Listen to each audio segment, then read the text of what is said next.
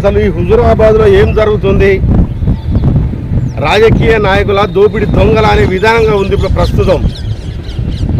ఈ హుజూరాబాదు అండ్ జమ్మికుంట చుట్టుపక్కల చూస్తే అధికార పార్టీకి చెందిన నాయకులు బెదిరించడం, అదిరించడం, ఇల్లు కూలగొట్టడం, పరటి గోడలు కూలగొట్టడం, అసలు వాళ్ళు చేస్తున్నది ఏమిటో అసలు అర్థం కావడం లేదు. అంటే మరి అధికార పార్టీ ఉన్నప్పుడు, గతంలో అధికార పార్టీలో ఉన్నప్పుడు, టీఆర్ఎస్ పార్టీ అధికారంలో ఉన్నప్పుడు కూడా అనేక అక్రమాలకు చేసినట్టు కూడా తెలుస్తుంది. ఇప్పుడు ఈ పరిస్థితి చూస్తే ఇక్కడ మాత్రం ఇక్కడ ఒక వెంచర్ ఏర్పాటు చేసే కోసం వీళ్ళు ప్రయత్నం చేస్తున్నారంటే ఇక్కడ హుజూరాబాద్ ఆనుకొని ఉన్న ఈ ప్రాంతం అంతా వెనకట బట్టి వాళ్ళది అనేవారు. బట్టి కుటుంబానికి చెందిన వాళ్ళంటే చాలా గొప్ప కుటుంబం. దాదాపు ఒక 100 సంవత్సరాల నుంచి కూడా ఈ ప్రాంతంలో వీళ్ళకు పెట్టింది పేరుగా ఉన్నారు. నీతి, న్యాయం, ధర్మంగా ఉన్న బట్టికాడుల కుటుంబాలంటే చాలా బాగా ఉండేది.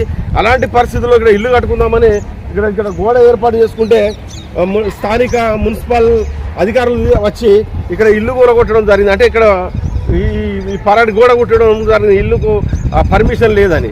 అంటే దాదాపు ఇక్కడ వీళ్ళు 100 సంవత్సరాలుగా ఉండి ఈ ప్రాంతంలో ఒక మంచి పేరు గడించి అన్ని విధాలుగా ఎందరికో సహాయ సహకారాలు అందించిన కుటుంబం ఇది.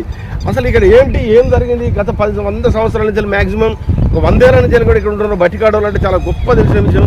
అసలు ఏం జరిగింది ఇక్కడ, అసలు ఏం జరుగుతుంది ఇక్కడ, ఎందుకు వాళ్ళకి ఎందుకు మానసికంగా వాళ్ళని ఇది చేస్తున్నారు? ఒక రియల్టర్ అంటే జమ్మికుంట మున్సిపల్ చైర్మన్ అంటే రాజేశ్వరరావు, హుజూరాబాద్కు చెందిన మున్సిపల్ చైర్మన్ భర్త గంధ శ్రీనివాస్, వీళ్ళిద్దరు కలిసి ఇక్కడ రియల్ ఎస్టేట్ కోసం ఇక్కడ భూములు తీసుకొని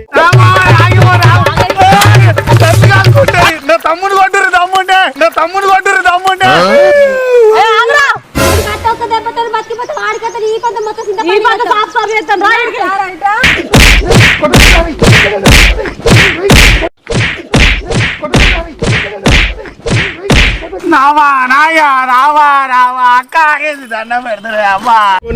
ఒక సర్వేయర్ని తీసుకొచ్చి వీళ్ళు ఏమంటారు అంటే సర్వేయర్ డబ్బులు తీసుకొని కూడా వాళ్ళు సర్వేయర్ ఇక్కడ ఏం చేయలేకపోయారు, మాకు న్యాయం చేయలేకపోయారు అంటున్నారు. ఇక్కడ ఏదైనా బట్టికాడికి ఏదైనా లక్ష్మీనారాయణ ఉన్నారు.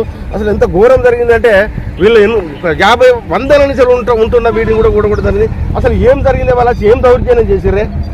మేము 80 సంవత్సరాల కంజరి ఇక్కడనే మేము జీవనోపాధి మేము సున్నం బట్టీలు పెట్టుకొని మా ఫాదర్ పెడితే మేము ఆ రోజు నుండి ఇప్పటిదాకా మేము ఇక్కడనే ఉంటున్నాం. మేము ఇక్కడే పుట్టినాం, ఇక్కడనే పెరిగినాం. అప్పటి నుండి సున్నం బట్టీలు, మా ఇటుక బట్టీలు ఈ దందా ఇంతవరకే మాకు తెలుసు. మా ఫాదర్ ఒక 80 ఏళ్ల క్రితం వచ్చి ఇక్కడ మా పట్ట ల్యాండ్ తీసుకున్నాడు. ఒక 7 ఎకరాలు, ఒక 12 గుంటలు మా అసన్ ల్యాండ్ మాకు వెనకడ గవర్నమెంట్ మాకు పట్టా ఇచ్చింది. పట్టా ఇస్తే అప్పుడు వెనకటి పట్ట కాగితాలు ఉన్నాయి. ఇప్పుడు ధరణి వచ్చినాక మాకు ఆ పేపర్లు కాకుంటే ఇప్పుడు వీళ్ళు పక్క రాజేశ్వరరావును ఈ గంధ శ్రీనివాస్ అతను మా పక్కకు అసన్ ల్యాండ్ వేరే వాళ్ళది ఒక 4-5 ఎకరాలు తీసుకొని వాళ్ళు సర్వే చేసి మీ దాంట్లో దాకా 23 గుంటలు మీ దాంట్లో ఉన్నదని వాళ్ళు మమ్మల్ని బాగా మానసికంగా వేధిస్తారు. మేము చాలా బాధపడుతున్నాము. మేము 6 అన్నదమ్మున్నాము. అంటే జమ్మికుంట మున్సిపల్ చైర్మన్, ఇక్కడ మున్సిపల్ చైర్మన్ భర్త రాజేశ్వరరావు, గంధ శ్రీనివాసరావు మిమ్మల్ని మానసికంగా వేధిస్తారు. చాలా వేధిస్తారు, చాలా ఇబ్బంది పెడతారు. మేము ఇక తట్టుకోలేకపోతాం. గోడలు ఎలా గురగొట్టారు మీరు పెట్టినవి? వాళ్ళు ఏం చేశారు? గోడలు ఎందుకు కూలగొట్టిలని మేము అడిగితే దానికి పర్మిషన్ లేకుండా మీరు కట్టిలని కూలగొట్టినామని కమిషనర్ అన్నాడు. ఇక దానికి సమాధానం ఏం లేదు మా దగ్గర, వాళ్ళ దగ్గర సమాధానం ఏం లేదు. ఇక మేము ఇదే మానసికంగా చాలా కుంగిపోతున్నాం. మాకు న్యాయం చేయాలని మేము కోరుకుంటున్నాం. అంటే ఎక్కడ మరి మీరు ఏమన్నా ఎవరికైనా ఫిర్యాదులు చేశారా? సిపికి ఫిర్యాదు చేసినాం, కలెక్టర్ కి ఫిర్యాదు చేసినాం. ఎవరికి ఫిర్యాదు చేసినా ఏం లేదు. ఇక మేము ఎన్ని ఏళ్ళు అవుతుంది ఇక్కడ మీరు ఉండబట్టి? ఈ ల్యాండ్ లో దాదాపు 80 సంవత్సరాలు మేము ఇక్కడ ఉండబట్టి. 80 సంవత్సరాలు 45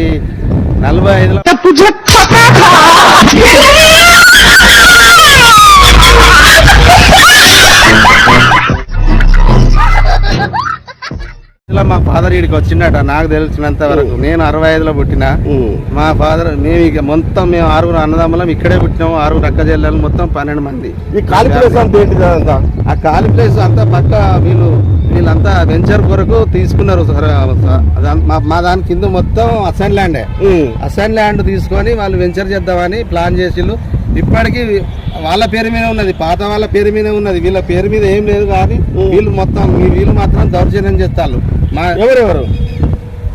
Takkalapalli Rajeshwar Rao, Jammiguda chairman, municipal chairman, Huzurabad chairman వాళ్ళ భర్త గంధె శ్రీనివాస్, వీళ్ళిద్దరు కలిసి ఇంకో వ్యాపారి, జమ్మికుంట వ్యాపారి విజయ్ అనేట ఆయన కూడా, ఈ ముగ్గురు కలిసి మమ్మల్ని చాలా వేధింపులకు గురి చేస్తారు. మేము ఎవరిది ఆక్రమించుకోలే, మేము ఎవరి దాంట్లో లేము, మా జాగాలో మేము ఉన్నాం. కూడగొట్టిన చూపించే ప్రయత్నం చేద్దాము. కూడగొట్టారంటే ప్రజాప్రతినిధులుగా ఎన్నుకున్నందుకు కొందరికి శిక్షలు తప్పవనంటే ఏదో ఒక ప్రజాప్రతినిధిగా పవర్ ఉంటే చాలు, ఏదైనా చేయవచ్చు, ఏది చేసినా వెళ్తుంది అన్నాడు. అంటే అధికారంలో ఉన్నప్పుడు ఇప్పుడు చూడండి, దీన్ని మొత్తం ఇల్లు కన్స్ట్రక్షన్ ఒక్కొక్క రాయి పెట్టి ఒక్కొక్క ఇటుక తీసుకొచ్చి చేస్తే ఈరోజు దీన్ని మొత్తం టోటల్గా దీన్ని మొత్తం కూలగొట్టడం జరిగిందండి. అంటే రియల్ ఎస్టేట్ అంటే దాదాపు 80 సంవత్సరాలుగా ఈ ప్రాంతంలో ఉన్నా కానీ ఇప్పుడు ఈ రాజకీయ నాయకులు ఇద్దరు, Takkalapalli Rajeshwar Rao, Jammiguda municipal chairman, Huzurabad municipal chairman Gandhe Radhika Srinivas, అంటే వీళ్ళు ఇక్కడ ప్రస్తుతం మనం చూసుకున్నట్టయితే దౌర్జన్యంగా అంటే 80 సంవత్సరాల నుంచి వీళ్ళ హద్దులో ఉన్న బాబద్దాన్ని కూడా కానీ రాజకీయంగా వీళ్ళంటే బెదిరించి అదిరించి అన్నట్టు పాపం రాజాకారులు ఎక్కడ వేరు. కానీ ఇలాంటి రాజకీయ నాయకులు రాజాకారులు వచ్చి ఇంకా కొంచెం మనం చూపించే ప్రయత్నం చేద్దాము. మా వీడియో జర్నలిస్ట్ కొంచెం చూపించే ప్రయత్నం చేస్తాడు.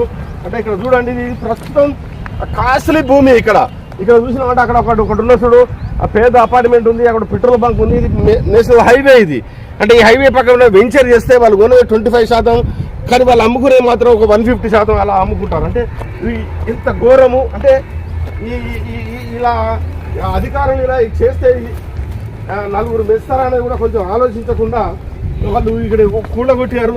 ఒక్కసారి చూడండి, కూలగొట్టేశారు. ఇల్లు కన్స్ట్రక్షన్ చేస్తే కూలగొట్టేశారు. వీళ్ళు లీగల్గా అప్రోచ్ అయ్యారు, లీగల్గా కూడా పోతున్నారు, లీగల్గా న్యాయస్థానాన్ని కూడా ఆశ్రయిస్తారు. అసలు ఇది కొంచెం ఆఫ్ చేశారట. వాళ్ళు వచ్చి దౌర్జన్యంతో మేము ఉంటున్నది మాది, మా భూమిలోకి వచ్చి మీరు అనవసరంగా చేస్తారని ఇక్కడ ఆడోళ్ళు మొగోళ్ళు మొత్తం బతికాడోళ్ళు తిరగబడడం వల్ల ఇక్కడ మున్సిపాలిటీకి సంబంధించిన సిబ్బంది వదిలిపెట్టి పోయారట. ఇది ఇక్కడ పరిస్థితులు చూస్తే ఇక్కడ ఈ ప్రాంతంలో బట్టికాడి అంటే బట్టికాడి వాళ్ళు అని అంటే పేరు వేనోళ్ళే. బట్టికాడి అంటే ఒక ఐఎస్ఐ బ్రాండ్ ఇక్కడ హుజురాబాద్లో దాదాపు 80 సంవత్సరాలుగా మ్యాక్సిమం.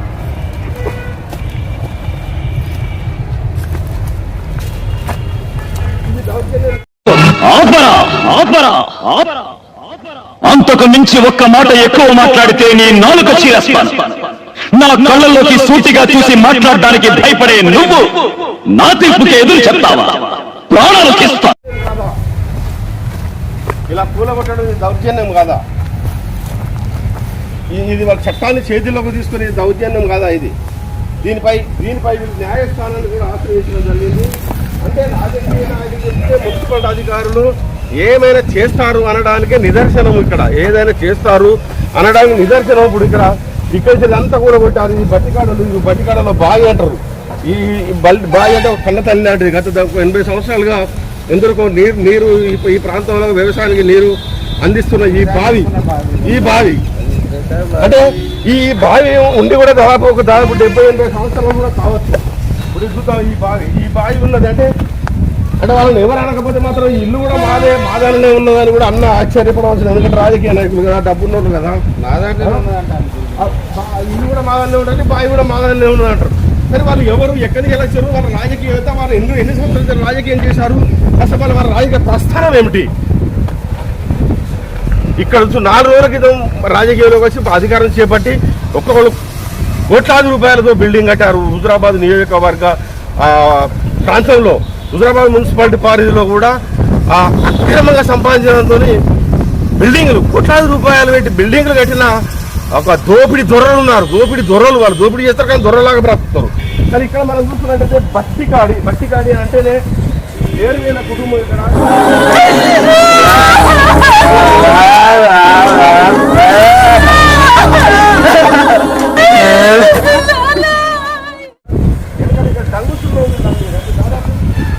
సంవత్సరాలుగా ఇక్కడ డంగుస్తున్నాం సిమెంట్ పెరుగుతుంది. ఈ ప్రాంతంలో అక్కడ పట్టి కుటుంబం పట్టి ఇక్కడ ఇది అన్నది. కానీ ఇప్పుడు 80 సంవత్సరాల నుంచి అండి ఏంది ఇప్పుడు ఇప్పుడు ఇది ఎవరు కూలగొట్టారండి? ఇది ఎవరు కూలగొట్టారు? వాళ్ళు మున్సిపల్ కమిషనర్ వచ్చి కూలగొట్టించారు. మున్సిపల్ కమిషనర్ వాళ్ళ సిబ్బందితో వచ్చి నేను లేనప్పుడు అంతా కూలగొట్టి మీకు పర్మిషన్ లేదు కాబట్టి మేము ఎందుకు కూలగొట్టాలంటే మీకు పర్మిషన్ లేదు కాబట్టి కూలగొట్టినామని ఆయన చెప్పారు. నేను లేని టైంలో మీరు లేని టైంలో వచ్చి అంటే అంటే ఎవరు చెప్తారా వచ్చి? ఎవరంటే ఇక పర్మిషన్ లేదని అంటాడు. మున్సిపల్ చైర్మన్ చెప్తేనే వస్తారు వాళ్ళు. ఎందుకు వస్తారు? మున్సిపల్ చైర్మన్ చెప్తే కమిషనర్ అందరూ పంపిస్తారు. అందరూ పంపిస్తారు. ఇది పరిస్థితి. ఏది ఏమైనా కానీ హుజురాబాద్లో లీడర్ కొనసాగుతుంది. ఒక్క ప్లాట్ ఒక దాదాపు 10 మందికి మేము కూడా రిజిస్ట్రేషన్ చేపించే దాఖలాలు కనిపిస్తున్నాయి. ఇక్కడ రాజకీయంగా వేలాది కోట్ల రూపాయలు సంపాదించుకున్నా కానీ ఇంకా సంపాదించుకోవాలని చూస్తున్న వారి సంఖ్య గణనీయంగా పెరుగుతుంది. అతను పోయిన అధికారులు చాలా బాగా సంపాదించుకున్నాడు, మేము తక్కువ సంపాదించుకున్నాం, మేము వాళ్ళకైనా తక్కువ పోయినామని అన్ని కాడికి దోసుకునే విధంగా చేస్తారు. ఇక మళ్ళీ అధికారంలోకి రారు కాబట్టి, ఇక మళ్ళీ పదవి రారు కాబట్టి, ప్రజలు చీత్కరిస్తారు కాబట్టి, మన పవర్ ఉన్నప్పుడే మాత్రం ఈ 4 రోజులైనా మనం దోసుకొని తినాలనే ఒక సంకల్పంతో వాళ్ళు ఉన్నారు. మొత్తం కూడబెట్టారు. వీళ్ళ హద్దు పెట్టుకున్నారు. ఇక్కడ వీళ్ళ హద్దు పెట్టుకుంటే ఈ హద్దును ధ్వంసం చేశారు. అంటే ఏమిటి? వాళ్ళొక గోడ, వాళ్ళ స్థలం మటుకు వాళ్ళు గోడ పెట్టుకున్నారు. నువ్వు రియల్టర్ వ్యాపారం చేసుకుంటూ రియల్టర్ వ్యాపారం నువ్వు ఎవరి దగ్గర కూడా వాళ్ళ దగ్గర నువ్వు ఎక్కడికో తీసుకొచ్చి సర్వేయర్కో 5 లక్షలు పడేసి 6 లక్షలు పడేసి తీసుకొచ్చి ఇక్కడినంత మనయాన్ని కొలిపి అని అనడం రాజకీయ అనడం. ఎందుకంటే రాజకీయ ఎవరు తప్పు చేసినా కానీ ప్రస్తుతం ఉన్న ప్రభుత్వం ఎవడైనా ఎంతటి వాడైనా కానీ జైలుకు పోయే అవకాశాలను వాళ్ళు ఖచ్చితంగా ఊసలు లెక్క పెడతారు. వాళ్ళకి తగిన మూల్యం చెల్లించుకుంటారు.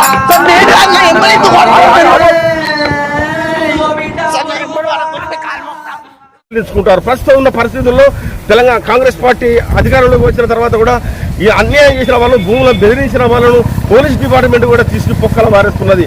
ఎవరు అన్యాయం చేసినా కానీ ఊరుకులేదు. దీనిపై కూడా కరీంనగర్ జిల్లా యంత్రాంగం కూడా స్పందించాల్సిన అవసరం ఉంది. పోలీస్ డిపార్ట్మెంట్ కానీ, రెవెన్యూ డిపార్ట్మెంట్ కానీ, జిల్లా కలెక్టర్ గారు కూడా తక్షణమే స్పందించాలి. కానీ వీళ్ళు 80 సంవత్సరాల నుంచి ఉన్న భూములను కూడా మా భూములు అని వీళ్ళు అనువరామచంద్ర వాళ్ళ మానసికంగా ఆర్థికంగా వాళ్ళను ఆ రోడ్డు పాలు చేసి వాళ్ళు ఇల్లు కూడా కట్టుకోకుండా చేస్తున్నారంటే ఇక్కడ ఇదంతా చేస్తున్న ఎవరంటే మున్సిపల్ చైర్మన్ బట్ జమ్ముకుంట ఆయనకి ఇక్కడ ఏం అధికారం ఉంది? రియల్టర్ వ్యాపారం చేసుకునే వాళ్ళు రియల్టర్ వ్యాపారం చేసుకున్నావు. అక్కడ పెత్తనం చేసి సరిపోక ఇక్కడ పెత్తనం చేసి ఇట్లా మా ఇల్లు కట్టుకోకుండా నువ్వు చేస్తున్నావు అని కూడా ఇక్కడ ఆరోపణలు వినపడుతున్నాయి. దీనిపై కూడా ఒక న్యాయస్థానాన్ని ఆశ్రయించడం జరిగింది. న్యాయస్థానం ఏం తీర్పు చెప్తుందో, సంబంధిత అధికారులు ఏం తీర్పు చెప్తారో, ఎవరు తప్పున్నా కానీ ఊసలు లెక్క పెట్టక తప్పదు. మీకు ఆస్తులు ఉండవచ్చు, పాస్తులు ఉండవచ్చు, మా పదవులు ఉన్నాయని మీరు అనుకుంటారు. మీ ఆస్తులు శాశ్వతం కాదు, మీ పదవులు శాశ్వతం కాదు. పాపం ఇలాంటి వాళ్ళు గత 80 సంవత్సరాల నుంచి ఉన్న వాళ్ళని నువ్వు మానసికంగా వేదనకు గురి చేస్తున్నావు. వీళ్ళు కోర్టును కూడా ఆశ్రయించడం జరిగింది. తస్మాత్ మీరు ఇక్కడికి వస్తే మళ్ళీ ఎప్పుడైనా వచ్చినా కానీ ఆడళ్ళు మగవాళ్ళు ఏకమై ఇలాంటి దొంగలు వస్తే తరిమి కొట్టడానికి కూడా సిద్ధంగా ఉన్నారు. ఎవరు ఊరుకోలేరు. వీళ్ళేంటంటే పేరువైన కుటుంబం, అంత గొప్ప పేరువైన కుటుంబం మీద మీరు ఈ రకంగా మీరు దౌర్జన్యం చేస్తున్నారు. మీకు బుత్తంత 10 మున్సిపాలిటీలో బుత్తంత 18. 4 రోజులు మీ పదవి అయిన తర్వాత మిమ్మల్ని ఎవరు దేకడం కాదు, మిమ్మల్ని ఏ రకంగా మళ్ళా ఏ రకంగా మీరు ఇలాంటి వ్యక్తుల్ని మీరు వాళ్ళ అన్యాయానికి గురి చేసి ఏ రకంగానైతే మీరు బాధకు గురి చేసారో అవన్నీ మూల్యం వడ్డీతో సహా చక్రవడ్డీతో సహా మూల్యం చెల్లించుకోవాల్సి వస్తుంది. ఇప్పుడు హుజురాబాద్ ఆనుకోనున్న ఇక బట్టికాడి వల్ల వాళ్ళని బెదిరించిన వారు ఎవరైతే ఉన్నారో ఖచ్చితంగా వాళ్ళు ఊసలు లెక్కబెట్ట తప్పదు అని ఈ ప్రాంతంలో ప్రజలు అనుకుంటున్న మాట మా మేడారం టీవీ ఛానల్ ద్వారా మీకు వినిస్తున్నాం. వీడియో జర్నలిస్టు జగన్తో సమయ గౌడ్, ఓటు స్టూడియో, హుజురాబాద్ నుండి.